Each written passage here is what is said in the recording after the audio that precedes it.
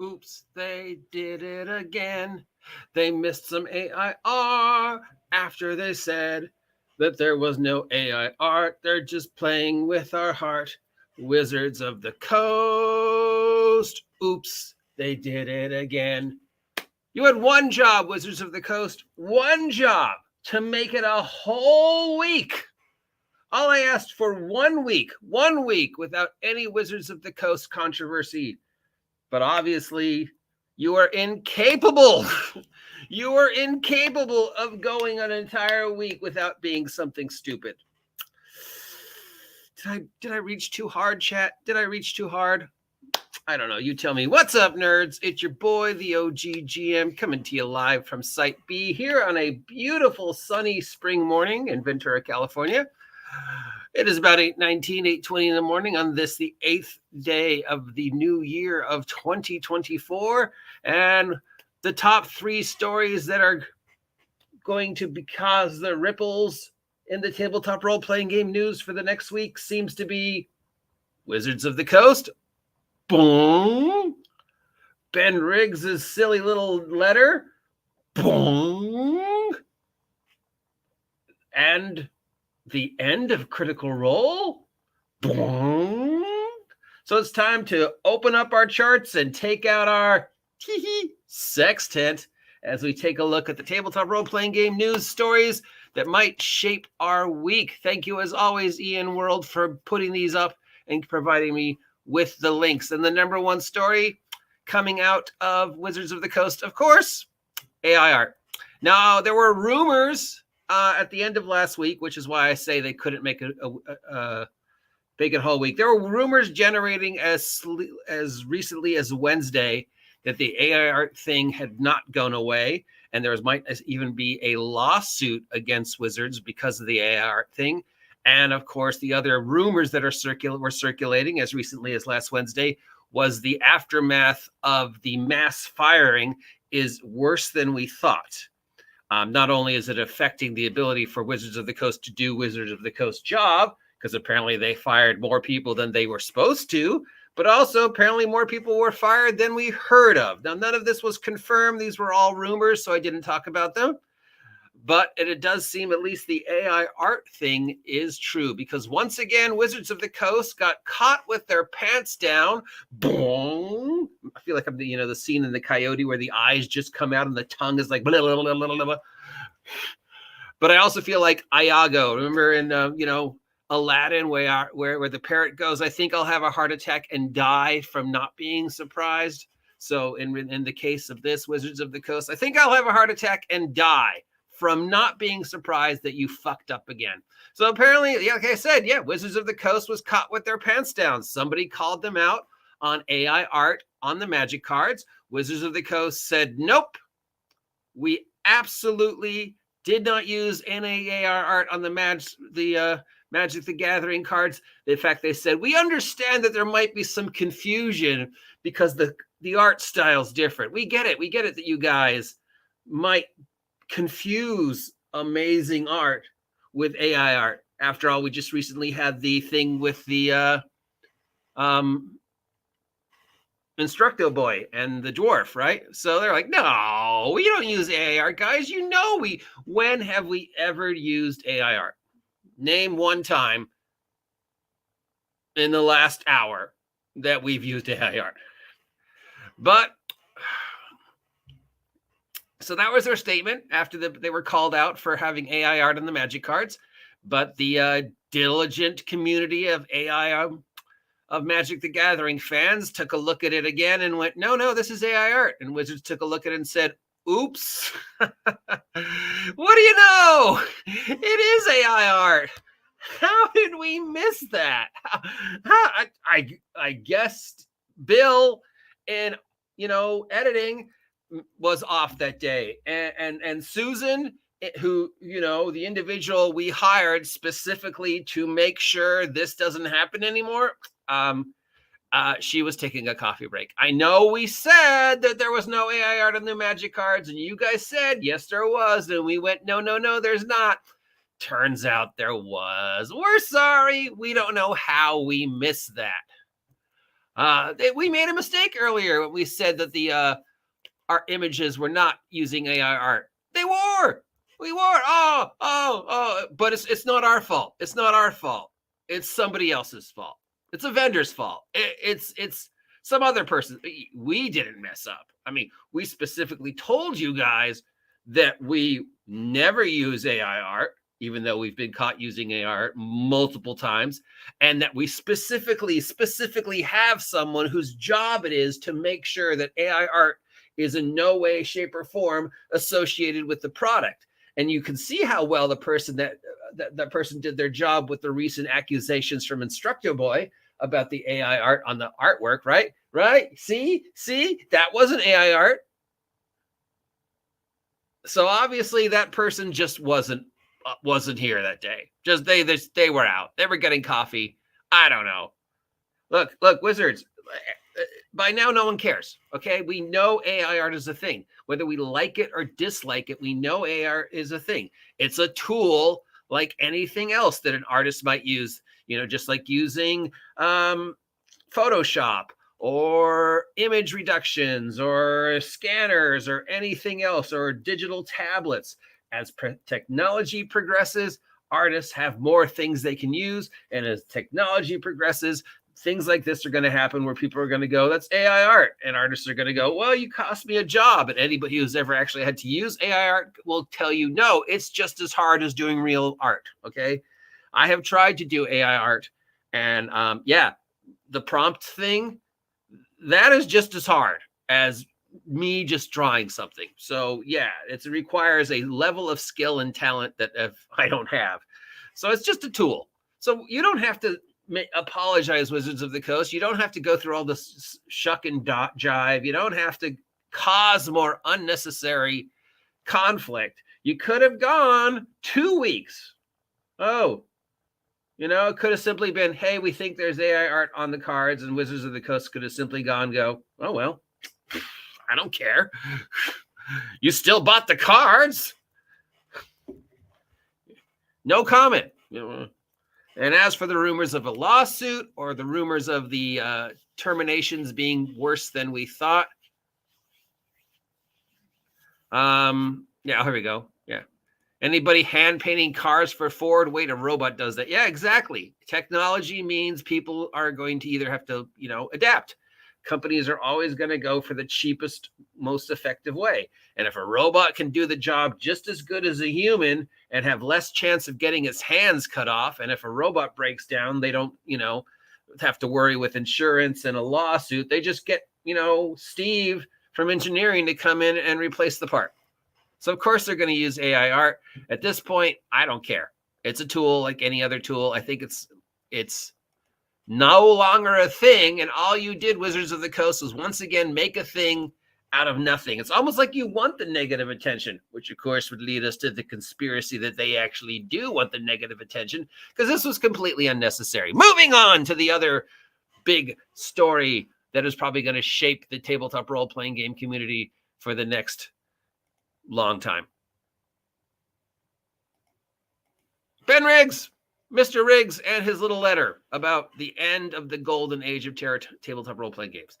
And on the surface, the letter pretty much, says things that I agree with.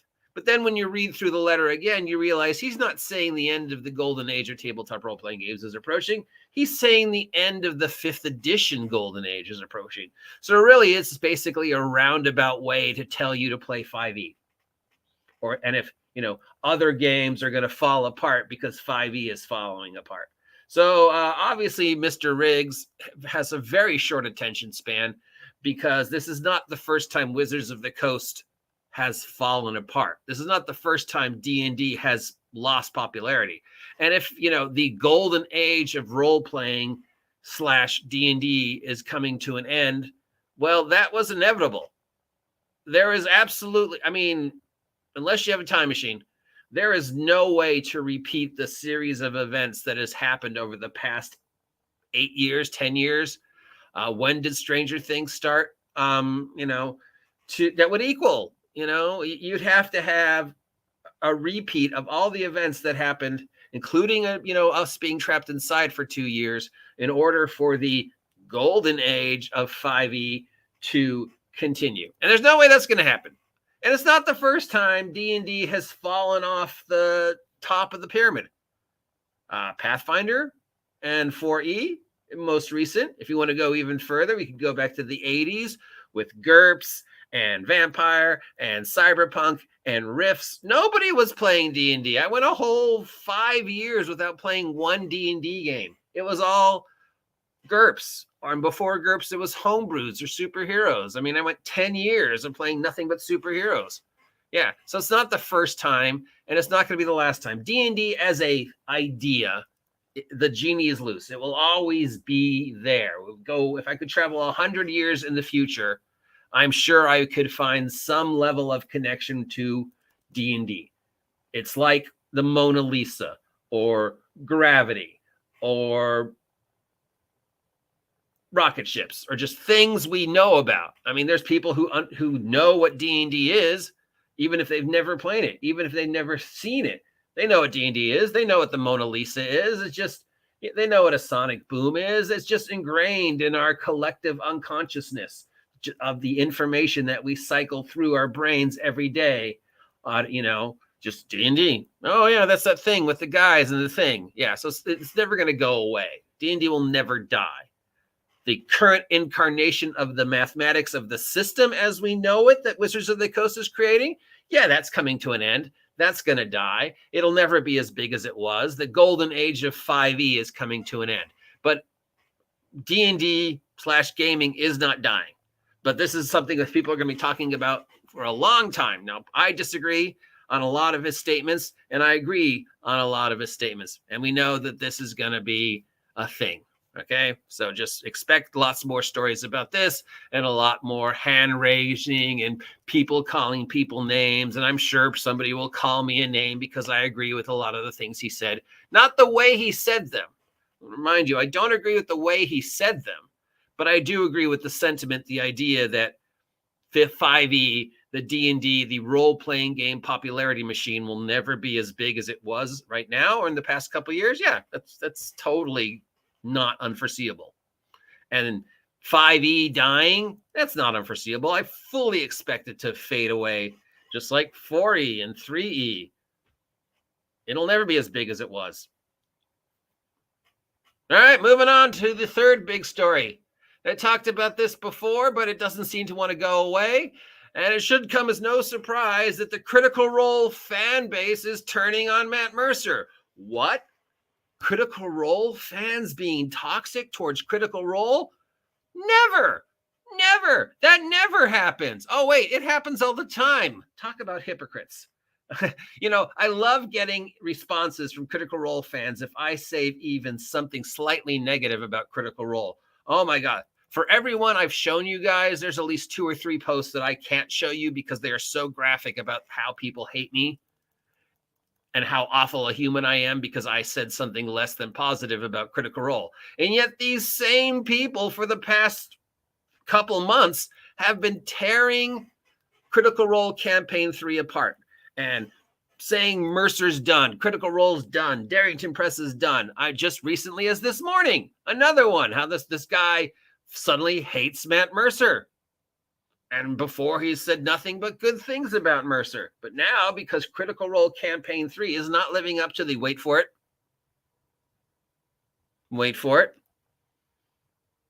Now, because Campaign 3 is not living up to the expectations, the fans are upset and they feel Mercer has lost it and his gaming is not as good as it used to be. And what is the major complaint of Campaign 3? The story doesn't seem to be going anywhere and the characters are wasting too much time doing personal things, shopping, or being silly. We thought they'd be on the moon by now, but they had this whole thing where they were doing side quests and ignoring Mercer. So every D&D/tabletop role-playing game ever. Hello, Longshot, and welcome. I don't think I've ever seen you before, but thank you for stopping by. Please remember to like, share, and surprise. So It's not as good as what they expected it to be. It's not living up to the stuff from campaign 1 and the amazing stuff that Sam and Marissa and this other guy and Travis pulled off. It's not living up to the stuff that Laura did in campaign 2 with Jester. They feel the characters are being too silly, that they're having too much fun, and they're not being serious. And that they're wasting time. Have you not seen a actual game of Dungeons and Dragons or any tabletop role-playing game in the past 50 years? That literally describes every tabletop role-playing game I've ever been to, ever. For every minute of seriousness and in tune with the game and moving the characters on and playing in characters, you know as well as I do, there's 2 minutes of silliness. There's the inevitable Monty Python jokes. There's the breaks. There's the in jokes. There's the meta jokes. There's the off comments. I was just playing in a game last week that was supposed to be super serious, where my character was trying to progress the plot. And I could just hear people doing silliness in the background and making, sex jokes and fart jokes and memes, because that's what happens at a normal D&D game. And for the longest time, you're seeing them play normal D&D. If you go back to the original campaign 1 videos before it was on Geek and Sundry, before it became, the big YouTube thing, when it was just them playing at home, or even the first couple episodes of when it was on Geek and Sundry, it plays out like a normal D&D game with a bunch of actors who can do silly voices. And I've played D&D with actors, and they do silly voices if they can, but they're human. But then you guys built up this amazing expectation. And throughout campaign 2, he tried his hardest to the point of physical and mental exhaustion to maintain that expectation. And whenever he dropped the ball, you went after him. Pitchforks and torches. How dare fucking Mercer not live up to our expectations? So now there's campaign 3. And we know no matter what happens with campaign 4, Xandria as we know it is coming to an end. He is ending the story. He's literally killing off gods and the world. And I'm sure some of the players have some idea of what's going on. So this is just them playing D&D, having a good time, enjoying a break out of their life, which are extremely busy. We know Mercer is spreading himself too thin. Just look at the amount of shit he's trying to do. Just look at the amount of shit they're all trying to do this year, because they're getting older. They want to start families. They can't maintain this pace much longer. I'm sure Marisha and Matt are thinking about a family. I'm sure Travis and Laura are thinking maybe we could have another kid. I don't know about the personal lives of anybody else on the team. Plus, we know what's her name had her legal issues this year. That's exhausting. That's not going away. Plus, they've got at least 2 video games coming on, 2 animated projects they're working on, a live action project they're working on, and their own personal voiceover stuff. Don't forget they have real jobs. And again, those jobs are going to sooner or later be replaced by somebody younger and better. So they're going to have to do as much work as they can. So what if campaign 3 is not living up to the expectations that you, the critters, put on yourselves? It's going to be okay, and he's going to drop the ball. And I can't believe I am defending Mercer, because we know I am the first person to say horrible go after them. Well, I go after the critters. I don't really go after Mercer and company. I go after the way the critters react. And people have given me shit for it. And fine, yes, but I can only speak for my personal experience and my personal reality in relation to the experiences I've had personally. How many times did I say personally? With critters, but it has been negative. Every single solitary encounter I have had with a critter, from day 1 when that guy assaulted me, all the way up to a year ago when a guy ended his campaign because, oh no, Mercer, yeah, so it's hard for me to see you as the loving, embracing community when you repeatedly post death threats against Marissa. And now this. Who the fuck cares if it's not living up to the expectations of the previous campaign? Just enjoy watching them play, because you don't know how much longer they're going to be doing this. Is there anything else going on in the tabletop role-playing game world that we might be thinking about as we get to the what can we expect? When is this going to go to print? Stuff like that. And I can tell you again, no, we don't have dates. Nobody has given us specific dates yet, and especially Wizards of the Coast is keeping the release dates for 2024 D&D very mysterious, very mysterious. We know we are guessing the digitals will be out in March, and the physicals will maybe be out in May, depending upon the pre-sale money. Again, I think it's going to be a repeat of the cards, where they're going to, come up with some shuck and jive, smoke and mirrors about production. Oh, we can't produce it. The art, AI, racism. When really it's going to be just like with the cards. We have it. We just don't want to make it because it's not cost effective. We know the cards were ready to go. Okay, that's been proven. We've seen them, and people in Germany had them. That's it for the tabletop role-playing game today. Like I said, I'm trying to keep these under 20 minutes because we know if I have a tend to blab and repeat myself, and I'm really trying to work on that. So if you appreciate this content, let me know. If you don't appreciate this content and want to have me talk about something else besides Wizards of the Coast, too bad. I gave you a chance and you blew it. But if I hit 2,000 subs by my birthday, August 4th, I will stop talking about Wizards for the Coast for an entire month. That promise is out there. Till next time, like, share, subscribe, buy my merch, and have a great day.